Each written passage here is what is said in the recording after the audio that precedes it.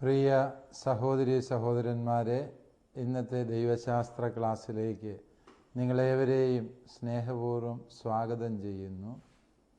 ഇന്നത്തെ ക്ലാസ്സിൽ നാം പഠിക്കുക ബിരുദാനന്തര ബിരുദ തലത്തിൽ നാം ബൈബിളിലെ ചരിത്ര പുസ്തകങ്ങൾ എന്നൊരു പാഠഭാഗം നമുക്കുണ്ട്.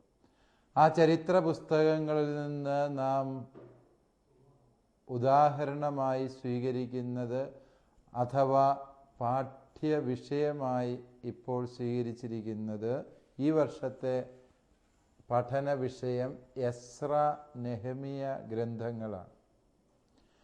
ബൈബിളിൻ്റെ പ്രവാസാനന്തര കാലഘട്ടത്തിൻ്റെ ചരിത്രം അഥവാ പ്രവാസം കഴിഞ്ഞ് തൊട്ടടുത്ത ദശകങ്ങളിലെ യഹൂദ ജനതയുടെ ചരിത്രം അനാവരണം ചെയ്യുന്നു എന്നുള്ളത് ഈ ഗ്രന്ഥത്തിൻ്റെ സവിശേഷതയാണ്.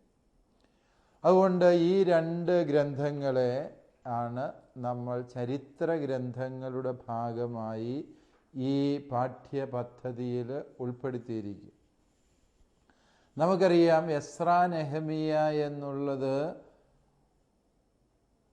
ബൈബിളിൽ എവിടെയാണ് അതിനെ ചേർക്കേണ്ടത് എന്നതിനെക്കുറിച്ച് വിവിധ ബൈബിൾ പാരമ്പര്യങ്ങളിൽ വ്യത്യസ്ത അഭിപ്രായങ്ങളുണ്ട്. ഉദാഹരണമായി ആധുനിക ഹീബ്രു ബൈബിളുകൾ എസ്ര നെഹമിയായെ വിജ്ഞാന ഗ്രന്ഥങ്ങളുടെ ഭാഗമായി ഉൾക്കൊള്ളിക്കുകയും അതിനെ വിജ്ഞാന ഗ്രന്ഥങ്ങൾക്ക് ശേഷം കെത്തുബിം എന്ന വിജ്ഞാന ഗ്രന്ഥ ഭാഗത്തിൻ്റെ ഒടുവിലാണ് എസ്ര നെഹമിയായെ ഉൾപ്പെടുത്തിയിരിക്കുക. അതേസമയം 1960 വരെയുള്ള പണ്ഡിത ലോകത്തിൻ്റെ നിഗമനമനുസരിച്ച് ദിനവൃത്താന്ത ഗ്രന്ഥങ്ങളുടെ ഭാഗമായിട്ട് ഇതിനെ അവതരിപ്പിക്കുന്നവരുണ്ട്. ഇത് ദിനവൃത്താന്ത ഗ്രന്ഥങ്ങളുടെ തുടർച്ചയും അഥവാ ദിനവൃത്താന്ത ഗ്രന്ഥങ്ങളിൽ നിന്ന് ഏതോ കാലഘട്ടത്തിൽ വേർപെട്ടുപോയ ഒരു ഗ്രന്ഥഭാഗമാണ് എസ്ര നെഹമിയ ഗ്രന്ഥങ്ങൾ എന്ന് ചിന്തിക്കുന്നവരുണ്ട്. ആധുനിക ഹീബ്രു ബൈബിളുകളിൽ എസ്ര നെഹമിയായെ ഒരൊറ്റ ഗ്രന്ഥമായിട്ട് 23 അധ്യായങ്ങളുള്ള ഏക ഗ്രന്ഥമായിട്ടാണ് അവതരിപ്പിക്കുന്നത്. അതേസമയം സുറിയാനി പാരമ്പര്യത്തിലുള്ള പല കയ്യെഴുത്ത് പ്രതികളും ഈ പുസ്തകം കാനൂനികമാണോ എന്നുള്ള സംശയം കൊണ്ട് അതിനെ കാനൻ്റെ ഭാഗത്തിൽ ഉൾപ്പെടുത്തിയിട്ടില്ല എന്നുള്ളതും ശ്രദ്ധേയമാണ്. ഈ അർത്ഥത്തിൽ ചിന്തിക്കുമ്പോൾ എസ്ര നെഹമിയ ഗ്രന്ഥങ്ങളെ പഠിക്കുക എന്നുള്ളത് വളരെ ശ്രമകരമായ വസ്തുതയാണ് എന്ന് നമുക്ക് മനസ്സിലാകും. ഈ ഗ്രന്ഥങ്ങളെക്കുറിച്ച് പഠിക്കുമ്പോഴോ അതിലെ ഒന്നാമത്തെ ആരോപണം ഇത് ദിനവൃത്താന്ത ഗ്രന്ഥങ്ങളുടെ ഭാഗമാണ് എന്നുള്ള നിഗമനമാണ്. ഈ നിഗമനം ശരിയാണോ എന്നാണ് നമ്മൾ ആദ്യമായി പരിശോധിക്കാൻ പോവുക. ഇത് ദിനവൃത്താന്ത ഗ്രന്ഥങ്ങൾ നമുക്കറിയാം. ബൈബിളിൽ POC ബൈബിൾ അടക്കമുള്ള ബൈബിളുകളിൽ, മലയാളം ബൈബിളുകളിൽ ഈ പുസ്തകത്തെ ദിനവൃത്താന്തം 1-2 ദിനവൃത്താന്തങ്ങളെ തുടർന്നാണ് ഉൾപ്പെടുത്തിയിരിക്കുന്നത്. അതിനാൽ തന്നെ അവയുടെ സ്ഥാനം ചരിത്ര ഗ്രന്ഥങ്ങളുടെ ഭാഗമായിട്ടാണ്.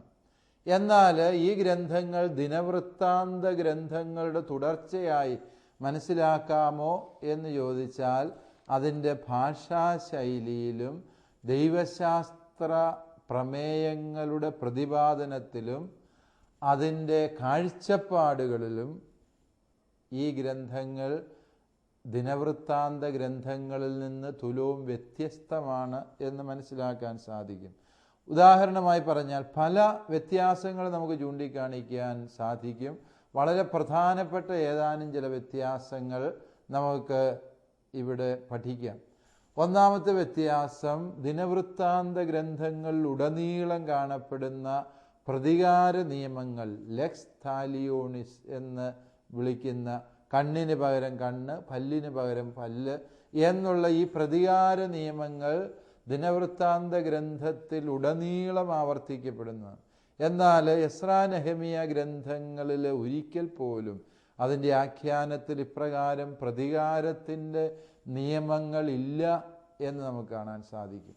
ഇപ്രകാരമുള്ള പ്രതികാര നടപടികളിലേക്ക് നീങ്ങാൻ പ്രേരിതമാകുന്ന അനേകം സന്ദർഭങ്ങൾ എസ്രാ നെഹെമിയ ഗ്രന്ഥങ്ങളിൽ ഉണ്ടായിട്ടും ഈ പ്രതികാര നിയമം ഇവിടെ ഉൾക്കൊള്ളിക്കുന്നില്ല എന്നുള്ളത് ശ്രദ്ധേയമാണ്.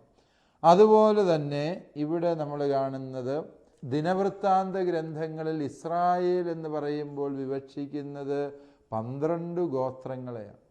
എന്നാൽ എസ്രാ നെഹെമിയ ഗ്രന്ഥങ്ങളിലാകട്ടെ ഇസ്രായേൽ അഥവാ ദൈവജനം എന്ന് വിവക്ഷിക്കുമ്പോൾ പ്രവാസത്തിൽ നിന്ന് മടങ്ങിയെത്തിയ ഗോത്രങ്ങളെ മാത്രമാണ്.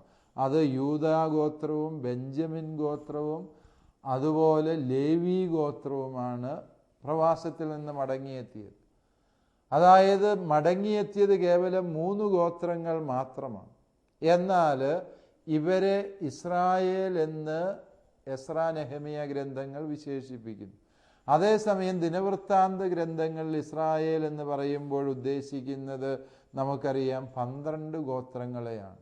ഇങ്ങനെ ഇസ്രായേൽ എന്ന പദത്തിൻ്റെ പരിപ്രേക്ഷ്യം ദിനവൃത്താന്ത ഗ്രന്ഥങ്ങളിലും എസ്രാ നെഹെമിയ ഗ്രന്ഥങ്ങളിലും വ്യത്യസ്തമാണ് എന്നുള്ളത് ശ്രദ്ധേയമായ ഒരു വ്യത്യാസം തന്നെയാണ്. അതുപോലെ ദിനവൃത്താന്ത ഗ്രന്ഥങ്ങളിലെ കേന്ദ്ര കഥാപാത്രം ഹീറോ, നായകസ്ഥാനം ആർക്കാണ് എന്ന് ചോദിച്ചാൽ സംശയലേശമില്ലാതെ നമുക്ക് പറയാം അത് ദാവീദിന്. എന്നാൽ ദാവീദിന് പ്രത്യേകിച്ച് ഒരു പ്രാധാന്യവും എസ്രാ നെഹെമിയ ഗ്രന്ഥങ്ങളിലില്ല എന്നുള്ളത് ശ്രദ്ധേയമാണ്. തന്നെയുമല്ല, യാക്കോബിന് വലിയ പ്രാധാന്യം കൊടുത്തുകൊണ്ടാണ് ഇസ്രായേലിൻ്റെ ചരിത്രത്തെ ദിനവൃത്താന്ത ഗ്രന്ഥങ്ങൾ അവതരിപ്പിക്കുന്നത് എന്ന് നമുക്കറിയാം. കാരണം യാക്കോബിൻ്റെ 12 മക്കളുടെ തുടർച്ചയാണ് ഇസ്രായേൽ എന്നുള്ളതിനാൽ ഇസ്രായേലിൻ്റെ പൂർവ്വപിതാവ് ആര് എന്നതിന് ദിനവൃത്താന്ത ഗ്രന്ഥങ്ങൾക്കൊരു ഉത്തരമേ ഉള്ളൂ, അത് യാക്കോബാണ്. എന്നാൽ എസ്രാ നെഹെമിയയിലെത്തുമ്പോൾ ചിത്രം വ്യത്യസ്തമാണ്.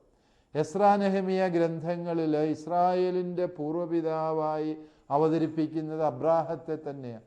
അബ്രാഹത്തിൻ്റെ വിളി, അബ്രാഹത്തിന് ദൈവം നൽകിയ വാഗ്ദാനങ്ങൾ, അബ്രാഹത്തോട് ദൈവം നൽകിയ ഉടമ്പടി, അവയെ പ്രമേയങ്ങളാക്കിക്കൊണ്ടാണ് സത്യത്തിൽ എസ്രാ നെഹെമിയ ഗ്രന്ഥങ്ങളുടെ ആഖ്യാനം മുന്നേറുന്നത് എന്ന് നമുക്ക് സ്പഷ്ടമായി മനസ്സിലാക്കാൻ വേണ്ടി സാധിക്കും. അതുപോലെ ദിനവൃത്താന്ത ഗ്രന്ഥങ്ങളുടെ ആഖ്യാനത്തിൽ നല്ലൊരു ഭാഗം പ്രവാചകന്മാരുടെ പ്രവർത്തനങ്ങൾക്ക് വേണ്ടി നീക്കിവെച്ചിട്ടുണ്ട്. ഇസ്രായേലിലും യൂദയായിലുമുള്ള പ്രവാചകന്മാരുടെ ദീർഘമായ ശ്രേണി, അവരോരോരുത്തരും നടത്തുന്ന പ്രവർത്തനങ്ങളേവ, ഇതൊക്കെ സവിസ്തരം ഈ ഗ്രന്ഥത്തിൽ വിവരിക്കുമ്പോൾ നമുക്കറിയാം പ്രവാചകന്മാർക്ക് പ്രത്യേകിച്ച് ഒരു പ്രാധാന്യവും എസ്രാ നെഹെമിയ ഗ്രന്ഥങ്ങളിലില്ല. തന്നെയുമല്ല, ദേവാലയ ശുശ്രൂഷികൾ എന്നൊരു വിഭാഗം, നെത്തീനിം എന്നാണ് ഹീബ്രുവിൽ അവരെ വിളിക്കുക, നെത്തീനിം. എന്നാൽ ഈ പദം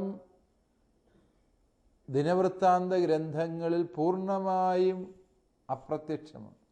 അഥവാ ദിനവൃത്താന്ത ഗ്രന്ഥങ്ങളിൽ ഈ ഒരു വിഭാഗത്തെക്കുറിച്ച് പ്രതിപാദിക്കുന്നേയില്ല.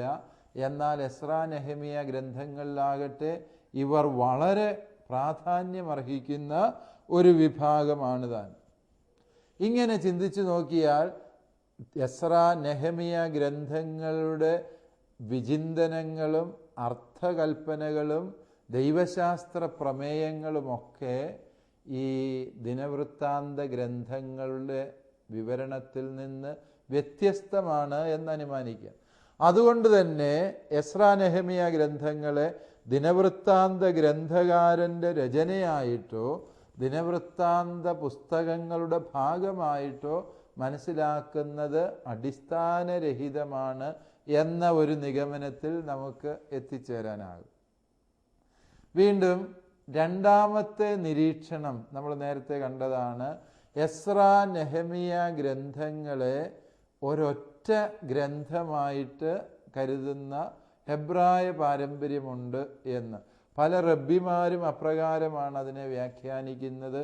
ഇന്നും ആധുനിക റബ്ബിമാര് ഇവയെ ഒരൊറ്റ ഗ്രന്ഥമായി തന്നെയാണ് ഹീബ്രു ബൈബിളിൽ, ആധുനിക ഹീബ്രു ബൈബിളിൽ ഉൾപ്പെടുത്തിയിരിക്കുന്നത് എന്ന് നമുക്കറിയാം.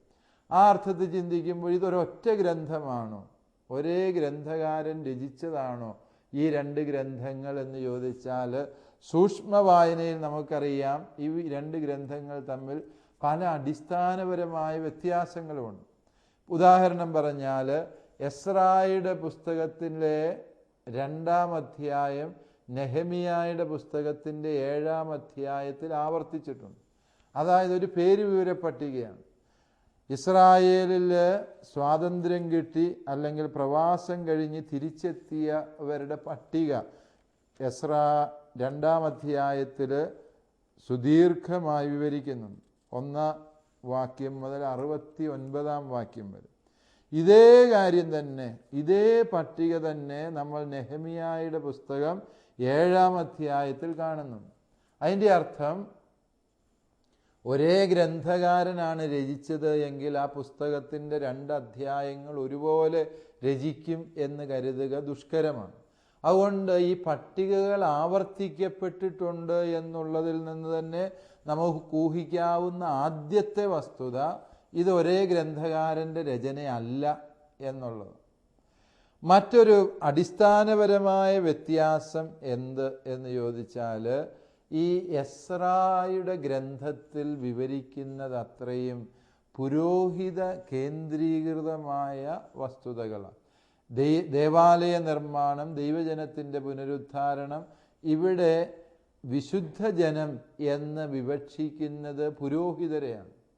അഹ്റോൻ്റെ വംശത്തിൽപ്പെട്ട അല്ലെങ്കിൽ ലേവി ഗോത്രത്തിൽപ്പെട്ട ഈ ഒരു പുരോഹിത വംശത്തിന് മാത്രമാണ് വിശുദ്ധിയുടെ പരിപ്രേക്ഷ്യം ഈ എസ്രായുടെ ഗ്രന്ഥത്തിലുള്ളൂ. എന്നാൽ നെഹമിയായുടെ ഗ്രന്ഥത്തിൽ വിശുദ്ധിയുടെ പരിപ്രേക്ഷ്യത്തെ കേവലം ഇസ്രായേലിലെ പുരോഹിതന്മാരിൽ മാത്രം ഒതുക്കി നിർത്താനല്ല ശ്രമിച്ചിരിക്കുക, മറിച്ച് ദൈവജനം മുഴുവനും വിശുദ്ധമാണ് എന്നൊരു സങ്കല്പം നെഹമിയായുടെ ഗ്രന്ഥത്തിലുണ്ട്. ആചാരങ്ങളിലും അനുഷ്ഠാനങ്ങളിലും അധിഷ്ഠിതമായൊരു വിശുദ്ധിയുടെ പുരോഹിത സങ്കല്പമാണ് എസ്രായിലുള്ളത് എങ്കിൽ ഹൃദയ പരമാർത്ഥതയുടെയും ധാർമ്മികതയുടേതുമായ ഒരു വിശുദ്ധ സങ്കല്പമാണ് നെഹമിയായുടെ പുസ്തകത്തിലുള്ളത്. ആ അർത്ഥത്തിൽ ചിന്തിക്കുമ്പോൾ എസ്രായുടെ ഗ്രന്ഥം ഒരു പുരോഹിത രചനയാണ് എന്നും നെഹമിയായുടേത് ഒരു പുരോഹിതേതര രചനയാണ് എന്നും അനുമാനിക്കുന്നതിൽ തെറ്റില്ല. വീണ്ടും നമുക്ക് മനസ്സിലാക്കാൻ സാധിക്കും ഇതിൻ്റെ പ്രമേയങ്ങൾ തമ്മിലും അടിസ്ഥാനപരമായ വ്യത്യാസമുണ്ട്. നേരത്തെ ഞാൻ സൂചിപ്പിച്ചതുപോലെ എസ്രായുടെ ഗ്രന്ഥത്തിൻ്റെ മുഖ്യ പ്രമേയം എന്ന് പറയുന്നത് ജെറുസലേം ദേവാലയത്തിൻ്റെ നിർമ്മാണവും ദൈവജനത്തിൻ്റെ പുനരുദ്ധാരണവുമാണ് എന്ന് നമുക്കറിയാം. എന്നാൽ നെഹമിയായുടെ പുസ്തകത്തിൽ ദേവാലയത്തെക്കുറിച്ചോ ദൈവജനത്തെക്കുറിച്ചോ അല്ല, നഗരത്തിന് ചുറ്റുമുള്ള മതിലിൻ്റെ നിർമ്മാണത്തെക്കുറിച്ചാണ് പ്രതിപാദിക്കുന്നത്. അതുകൊണ്ട് തന്നെ മുഖ്യ പ്രമേയങ്ങളിൽ തന്നെ അടിസ്ഥാനപരമായ വ്യത്യാസമുള്ളതിനാൽ ഇവയെ ഒരു ഗ്രന്ഥത്തിൻ്റെ തുടർച്ചയായിട്ട്, ഒന്നിനെ മറ്റൊന്നിൻ്റെ തുടർച്ചയായി, നെഹമിയായെ എസ്രായുടെ ഗ്രന്ഥത്തിൻ്റെ തുടർച്ചയായിട്ട് മനസ്സിലാക്കാൻ ശ്രമിക്കുന്നത് അടിസ്ഥാനരഹിതമാണ് എന്ന് അനുമാനിക്കേണ്ടി വരും. ഇനി തുടർന്ന് നമുക്ക് ഈ പുസ്തകങ്ങളെക്കുറിച്ചുള്ള പഠനത്തിൽ, അപ്പോൾ ഇതുവരെയും പറഞ്ഞതിൻ്റെ ചുരുക്കം എസ്ര, നെഹമിയ എന്നിവ 2 വ്യത്യസ്ത ഗ്രന്ഥങ്ങളാണ് എന്നും അവ ഏറെക്കുറെ സമകാലീനമായ ഒരു കാലഘട്ടത്തിൻ്റെ ചരിത്രത്തെയാണ് അനാവരണം ചെയ്യുന്നത് എന്നും നമുക്ക് അനുമാനിക്കാം. ഇതിനെ 2 വ്യത്യസ്ത ഗ്രന്ഥങ്ങളായി കരുതണമെന്നും ഇത് ദിനവൃത്താന്ത ഗ്രന്ഥങ്ങളുടെ ഭാഗമായി കരുതുന്നത് ശരിയല്ല എന്നും ഈ പറഞ്ഞ വസ്തുതകളിൽ നിന്ന് നമുക്ക് അനുമാനിക്കാം. രണ്ടാമതായി നമ്മൾ മനസ്സിലാക്കാൻ പോകുന്നത് ഈ ഗ്രന്ഥത്തിൻ്റെ രചനാ കാലഘട്ടം, ഇതിൻ്റെ രചയിതാവ് ആര് തുടങ്ങിയ വസ്തുതകളെക്കുറിച്ചാണ്. നമുക്കറിയാം പ്രവാസത്തോട് അനുബന്ധിച്ചുള്ള കാലഘട്ടമാണ് ഇവിടുത്തെ പ്രമേയം എന്ന് വ്യക്തമാണ്. ഇസ്രായേലിൻ്റെ പ്രവാസ കാലഘട്ടം അവസാനിക്കുന്നത് BC 539 സൈറസ് രണ്ടാമൻ രാജാവിൻ്റെ കാലത്താണ് എന്നും ഈ രാജാവിൻ്റെ ഭരണകാലത്തൊരു വിളംബരത്തിലൂടെ തൻ്റെ പേർഷ്യൻ സാമ്രാജ്യത്തിലെ ഓരോരോ ദേശങ്ങളിൽ നിന്ന് പ്രവാസികളായി വന്നിട്ടുള്ളവർക്ക് താന്താങ്ങളുടെ ദേശത്തേക്ക് മടങ്ങാനും അവരുടെ ആചാരങ്ങളും മതവിശ്വാസങ്ങളും അനുഷ്ഠിക്കാനും അവകാശമുണ്ട് എന്ന് രാജാവ് കൽപ്പിച്ചു. അതിൻ പ്രകാരമാണ് ഇസ്രായേൽക്കാർക്ക് ജെറുസലേമിലേക്ക് തിരിച്ചു പോരാൻ അവകാശം കിട്ടിയത്. ഇത് നടക്കുന്നത് BC 539 പ്രവാസത്തിൽ ഇപ്രകാരം ഒരു തിരിച്ചു പോകാനുള്ള തീട്ടൂരം കിട്ടിയെങ്കിലും പ്രവാസ കാലഘട്ടത്തിൽ ഇസ്രായേൽക്കാർ നല്ലൊരു ഭാഗം പേർഷ്യൻ സാമ്രാജ്യത്തിൽ വളരെ ശക്തമായി വേരുറപ്പിക്കുകയും അവിടെ കൃഷിഭൂമിയും മറ്റാദായ മാർഗങ്ങളും കണ്ടെത്തുകയും ചെയ്തതിനാൽ തിരിച്ച് ഇസ്രായേലിലേക്ക് വരാൻ താല്പര്യപ്പെട്ടവരുടെ എണ്ണം കുറവായിരുന്നു എന്ന ചരിത്ര വസ്തുതകളിൽ നിന്ന് നമുക്ക് മനസ്സിലാക്കാം. എന്നാൽ അർത്താക്സെർക്സസ് എന്ന് പറയുന്ന രാജാവ്, ഈ അർത്താക്സെർക്സസ് രണ്ടാമൻ രാജാവിൻ്റെ കാലത്ത് എസ്ര എന്നൊരു ഭരണാധികാരിയെ ഈ പ്രവാസികളുടെ തലവനായി രാജാവ് നിയോഗിച്ചു. ജെറുസലേമിലേക്ക് മടങ്ങിപ്പോകേണ്ട പ്രവാസികളുടെ തലവനായി എസ്രായെ രാജാവ് നിയമിച്ചു. ഈ രാജാവിൻ്റെ ഭരണകാലം BC 465 മുതൽ 425 വരെയാണെന്ന് പേർഷ്യൻ ചരിത്ര ഗ്രന്ഥങ്ങളിൽ നിന്ന് നമുക്ക് മനസ്സിലാക്കാം. അപ്പോൾ എസ്രായുടെ കാലഘട്ടം ഏത് എന്ന് ചോദിച്ചാൽ അർത്താക്സെർക്സസ് രാജാവിൻ്റെ ഭരണകാലഘട്ടം. ഈ രാജാവിൻ്റെ കാലഘട്ടമാകട്ടെ 465 മുതൽ 425 വരെയുള്ള BC ആണ്. അങ്ങനെയെങ്കിൽ എസ്രാ നിയോഗിക്കപ്പെട്ടത് BC 458 എന്ന് ചരിത്രത്തിൻ്റെ കൈയെഴുത്ത് പ്രതികളിൽ നിന്ന് വ്യക്തമാണ്. അപ്പോൾ 458 എസ്രാ നിയോഗിക്കപ്പെടുകയും തുടർന്ന് പേർഷ്യൻ സാമ്രാജ്യത്തിൻ്റെ വിവിധ ദേശങ്ങളിൽ നിന്ന് സ്വരൂപിച്ച പ്രവാസികളുമായി എസ്രാ ജെറുസലേമിലേക്ക് വരികയും ദേവാലയം പുനർനിർമ്മിക്കുകയും ദൈവജനത്തെ പുനരുദ്ധരിക്കുകയും ചെയ്തു എന്ന് നമുക്ക് അനുമാനിക്കാം. അങ്ങനെയെങ്കിൽ എസ്രായുടെ ഗ്രന്ഥത്തിൻ്റെ രചനാകാലം BC 458 മുതലുള്ള കാലഘട്ടമാണ് എന്ന് അനുമാനിക്കുന്നതിൽ തെറ്റില്ല. കാരണം എസ്രായുടെ ജീവിതത്തിൻ്റെ നാൾവഴി എന്ന നിലയിലാണ് ഈ ഗ്രന്ഥം എഴുതപ്പെട്ടിരിക്കുന്നത് എന്നുള്ളതിൽ നിന്നാണ് ആ കാലഘട്ടം എസ്രായുടെ നിയമന കാലഘട്ടം മുതൽ ഈ ഗ്രന്ഥത്തിൻ്റെ രചനാ കാലഘട്ടമായി കരുതാം എന്ന ഒരു നിഗമനത്തിൽ നാം എത്തുക. രണ്ടാമത് നെഹമിയായുടെ ഗ്രന്ഥം. നെഹമിയായെയും നിയമിക്കുന്നത് അർത്താക്സെർക്സസ് രാജാവാണ്. ഈ അർത്താക്സെർക്സസ് രണ്ടാമൻ രാജാവിൻ്റെ കാലത്ത് തന്നെയാണ് നെഹമിയായെ നിയമിക്കപ്പെടുക. നെഹമിയായെ രാജാവ് നിയമിച്ചത് BC 445 എന്ന് പേർഷ്യൻ ചരിത്ര ഗ്രന്ഥങ്ങളിൽ നിന്ന് വ്യക്തമാണ്. അങ്ങനെയെങ്കിൽ ഈ ഗ്രന്ഥത്തിൻ്റെ രചനാ സ്വഭാവവും ഒരുതരം നാളാഗമ രീതിയിലായതിനാൽ നമുക്ക് ഊഹിക്കാൻ സാധിക്കും ഈ ഗ്രന്ഥത്തിൻ്റെ രചനാ കാലഘട്ടം BC 445 എന്ന് അനുമാനിക്കാൻ സാധിക്കും. അപ്പോൾ ഈ ഗ്രന്ഥങ്ങളുടെ രചനാ കാലഘട്ടത്തെക്കുറിച്ച് നമുക്ക് ഏകദേശ സൂചന ലഭിക്കുന്നു. എന്നാൽ മറ്റൊരു പ്രധാനപ്പെട്ട സൂചന ഈ കാലഘട്ടത്തെക്കുറിച്ചുള്ളത് പേർഷ്യൻ ഭരണാധിപന്മാരോടും പേർഷ്യൻ ഭരണക്രമത്തോടും പേർഷ്യൻ സാമ്രാജ്യത്തോടും വളരെയേറെ വിധേയത്വമുള്ള അനുഭാവപൂർണമായ സമീപനമാണ് ഈ രണ്ട് ഗ്രന്ഥങ്ങളിലും പുലർത്തുന്നത് എന്നുള്ളതിനാൽ പേർഷ്യൻ ഭരണകാലത്താണ് ഇത് രചിക്കപ്പെട്ടത് എന്ന് നമുക്ക് അനുമാനിക്കാം. അതോടൊപ്പം തന്നെ പലസ്തീനയിലെ വിവിധ സ്ഥലങ്ങളെക്കുറിച്ച്, അതുപോലെ ജെറുസലേമിൻ്റെ കവാടങ്ങളെക്കുറിച്ച്, ജെറുസലേം ദേവാലയത്തിൻ്റെ പ്രത്യേകതകളെക്കുറിച്ചൊക്കെ വളരെ വ്യക്തമായ അറിവുള്ള വ്യക്തികളാണ് ഈ രണ്ട് ഗ്രന്ഥങ്ങളുടെയും രചയിതാക്കൾ എന്ന് നമുക്ക് അനുമാനിക്കാം. പലസ്തീനയുടെ വിവിധ പ്രദേശങ്ങളെക്കുറിച്ച് ഈ ഗ്രന്ഥകാരന് സൂക്ഷ്മമായ അറിവുള്ളതുകൊണ്ട് ഈ ഗ്രന്ഥകാരൻ ജെറുസലേം നിവാസിയോ പലസ്തീനയുടെ ഏതെങ്കിലും പ്രദേശത്ത് നിന്നുള്ള വ്യക്തിയോ ആണ് എന്ന് അനുമാനിക്കാം. കാരണം അദ്ദേഹത്തിന് ഈ ദേശത്തെക്കുറിച്ച്, അതിൻ്റെ സൂക്ഷ്മാംശങ്ങളെക്കുറിച്ച് വളരെ വ്യക്തമായ ധാരണകളുണ്ട് എന്ന് വ്യക്തമാണ്. വീണ്ടും മൂന്നാമതായി നമുക്കിതിൻ്റെ ആമുഖ ചിന്തയിൽ പഠിക്കാനുള്ളത് ഈ ഗ്രന്ഥത്തിൻ്റെ ഉറവിടങ്ങൾ ഏതൊക്കെയാണ്. ഒരു ചരിത്ര ഗ്രന്ഥമാണെങ്കിൽ ചരിത്ര ഗ്രന്ഥങ്ങൾ ശൂന്യതയിൽ നിന്നല്ല രചിക്കപ്പെടുക, മറിച്ച് ചരിത്ര ഗ്രന്ഥങ്ങൾക്ക് ഉറവിടങ്ങളുണ്ട്. അങ്ങനെയുള്ള ഉറവിടങ്ങളെ അന്വേഷിച്ചാൽ 3 തരത്തിലുള്ള ഉറവിടങ്ങൾ ഈ ഗ്രന്ഥങ്ങളുടെ പശ്ചാത്തലത്തിൽ നമുക്ക് കണ്ടെത്താൻ സാധിക്കും. ഒന്നാമതായി ഈ ഗ്രന്ഥത്തിൽ വളരെ ദീർഘമായ പേര് വിവര പട്ടികകളുണ്ട്. പ്രവാസത്തിൽ നിന്ന് തിരിച്ചെത്തിയ വ്യക്തികളുടെ പേര് വിവരിക്കുന്ന ഏകദേശം 70ഓളം വാക്യങ്ങൾ 2-ാം അധ്യായത്തിൽ തന്നെയുണ്ട്.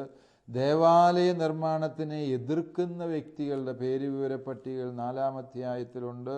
അതുപോലെ തന്നെ പേർഷ്യൻ രാജാവിനെ കുറിച്ചുള്ള നിഗമനങ്ങളും വംശാവലികളും ഇതിനകത്ത് വളരെ വ്യക്തമായിട്ട് കൊടുക്കുന്നുണ്ട്. ഇതെല്ലാം സൂചിപ്പിക്കുന്നത് ഈ പേര് വിവര പട്ടികകളുടെ ഒരു ഉറവിടം ഉണ്ടായിരുന്നു. ഈ ഉറവിടങ്ങൾ ഒന്നായതുകൊണ്ട് അവയെ വിവിധ ഗ്രന്ഥകാരന്മാർ ഉപയോഗിച്ചപ്പോൾ ആവർത്തനം സംഭവിച്ചു. നേരത്തെ സൂചിപ്പിച്ചതുപോലെ എസ്രായുടെ പുസ്തകത്തിൻ്റെ 2-ാം അധ്യായത്തിലെ പേര് വിവര പട്ടിക തന്നെ നെഹമിയായുടെ പുസ്തകത്തിലെ 7-ാം അധ്യായത്തിൽ ആവർത്തിക്കപ്പെടുന്നുണ്ട്. അതിൻ്റെ അർത്ഥം ഈ 2 ഗ്രന്ഥകാരന്മാർക്കും ഉപയോഗിക്കാൻ തക്ക വിധത്തിൽ പേര് വിവര പട്ടികകളുടെ ഒരു ഉറവിടമുണ്ടായിരുന്നു എന്ന് നമുക്ക് അനുമാനിക്കാവുന്നതാണ്. അതുപോലെ തന്നെ വംശാവലികളെക്കുറിച്ചുള്ള സുദീർഘ വിവരണങ്ങൾ ഈ ഗ്രന്ഥങ്ങളിലുള്ളതിനാൽ വംശാവലിയും പേര് വിവര പട്ടികയോടൊപ്പം ഇവർക്ക് ലഭ്യമായിരുന്നു എന്ന് നമുക്ക് ഊഹിക്കാം. രണ്ടാമത്തെ ഉറവിടം എന്ന് പറയുന്നത് രാജാക്കന്മാരുടെ വിളംബരങ്ങൾ, കൽപ്പനകൾ, ഡിക്രികളാണ്. ഇപ്പോൾ ഉദാഹരണം പറഞ്ഞാൽ എസ്രായുടെ പുസ്തകത്തിൻ്റെ 1-ാം അധ്യായം ആരംഭിക്കുന്നത് തന്നെ ഇപ്രകാരം ഒരു കൽപ്പന കൊണ്ട്, സൈറസ് രാജാവിൻ്റെ കൽപ്പന. വീണ്ടും എസ്രായെ നിയമിക്കുന്ന കൽപ്പനയുണ്ട്. അർത്താർസർസസ് രാജാവിൻ്റെ കൽപ്പനയാണ്. ദേവാലയം നിർമ്മിക്കാനുള്ള കൽപ്പനയുണ്ട്. ഈ കൽപ്പനകളെല്ലാം രാജകീയ കൽപ്പനകൾ. ഇപ്രകാരമുള്ള 7 കൽപ്പനകൾ നമുക്ക് ഈ ഗ്രന്ഥത്തിൽ വായിച്ചെടുക്കാൻ സാധിക്കും. ഈ കൽപ്പനകളെ എല്ലാം ഇതിനകത്ത് ഉൾപ്പെടുത്തിയിരിക്കുന്നത് പേർഷ്യൻ സാമ്രാജ്യത്തിൻ്റെ ഔദ്യോഗിക ഭരണഭാഷയായ അരമായ ഭാഷയിൽ തന്നെ. അതായത് ഹീബ്രുവിൽ എഴുതപ്പെട്ട ഈ ഗ്രന്ഥത്തിൽ ഈ എഴുത്തുകൾ, രാജശാസനങ്ങളെല്ലാം അരമായ ഭാഷയിൽ തന്നെ നിലനിർത്തിയിരിക്കുന്നു എന്ന് പറയുമ്പോൾ നമുക്ക് ഊഹിക്കാം ഈ രാജശാസനങ്ങളെല്ലാം, വിളംബരങ്ങളെല്ലാം അതിൻ്റെ മൂലഭാഷയിൽ തന്നെ ഗ്രന്ഥകാരന് ലഭ്യമായിരുന്നു എന്ന് അനുമാനിക്കാം. അതുകൊണ്ട് തീർച്ചയായും ഈ രാജശാസനങ്ങൾ ഇതിൻ്റെ ഒരു ഉറവിടമായിരുന്നു എന്ന് അനുമാനിക്കാം. മൂന്നാമത്തേതും അവസാനത്തേതുമായ ഉറവിടം ഏത് എന്ന് ചോദിച്ചാൽ വിവിധ ഓർമ്മക്കുറിപ്പുകളുടെ സ്വഭാവം ഈ ഗ്രന്ഥങ്ങളിലുടനീളം കാണാം. ഉദാഹരണം പറഞ്ഞാൽ നെഹമിയായുടെ പുസ്തകം 1-ാം അധ്യായം 1-ാം വാക്യം മുതൽ 7-ാം അധ്യായം 71-ാം വാക്യം വരെയുള്ളത് ഒരു ഓർമ്മക്കുറിപ്പ് പോലെ. അതുപോലെ തന്നെ നെഹമിയ 12, 13 അധ്യായങ്ങളിൽ ഇപ്രകാരമുള്ള അനുസ്മരണ കുറിപ്പുകൾ, ആത്മകഥാംശമുള്ള ഓർമ്മക്കുറിപ്പുകൾ നമുക്ക് കണ്ടെത്താൻ സാധിക്കും. ഒരുപക്ഷെ നെഹമിയ തൻ്റെ ഡയറി കുറിപ്പുകളിലോ നാളാഗമത്തിലോ എഴുതിയ കാര്യങ്ങൾ ഗ്രന്ഥകാരൻ തൻ്റെ രചനയ്ക്ക് ഉപയോഗിച്ചു എന്ന് അനുമാനിക്കാവുന്നു. ചുരുക്കത്തിൽ എസ്രാ നെഹമിയ ഗ്രന്ഥങ്ങളെക്കുറിച്ചുള്ള പഠനം വളരെ സങ്കീർണമാണ് എന്ന് മാത്രമല്ല, ഇവയുടെ ഉറവിടങ്ങളെക്കുറിച്ചുള്ള കണ്ടെത്തൽ ഈ ഗ്രന്ഥങ്ങളെ ശരിയാം വിധത്തിൽ പഠിക്കാനുള്ള ശരിയായ വഴി തുറന്നു തരികയും ചെയ്യുന്നുണ്ട് എന്ന് നമുക്ക് മനസ്സിലാക്കാം. ഈ ഗ്രന്ഥങ്ങളുടെ ദൈവശാസ്ത്ര പ്രമേയങ്ങൾ എന്ത്, ഈ ഗ്രന്ഥങ്ങളിലെ പ്രസക്തി എന്ത് തുടങ്ങിയ കാര്യങ്ങൾ നമ്മൾ അടുത്ത ക്ലാസ്സിൽ വിശദമായി പഠിക്കുന്നതാണ്. ദൈവം അനുഗ്രഹിക്കട്ടെ. കോഴ്സുകളെക്കുറിച്ചുള്ള വിശദ വിവരങ്ങൾക്ക് the director, alpha institute of theology and science, Sandeshabhavan, post box number 70, Thalassery 670101. Telephone 0490 2344727 2343707. Email alfits@gmail.com. Website www.alphathalassery.com. ഈ പ്രോഗ്രാമിനെ കുറിച്ചുള്ള അഭിപ്രായങ്ങളും നിർദ്ദേശങ്ങളും ഞങ്ങളെ അറിയിക്കുക. വിലാസം: the producer, Theologia, Shalom television, Peruvannamuzhi PO, Kozhikode 673-528. Phone 0496 266 4600.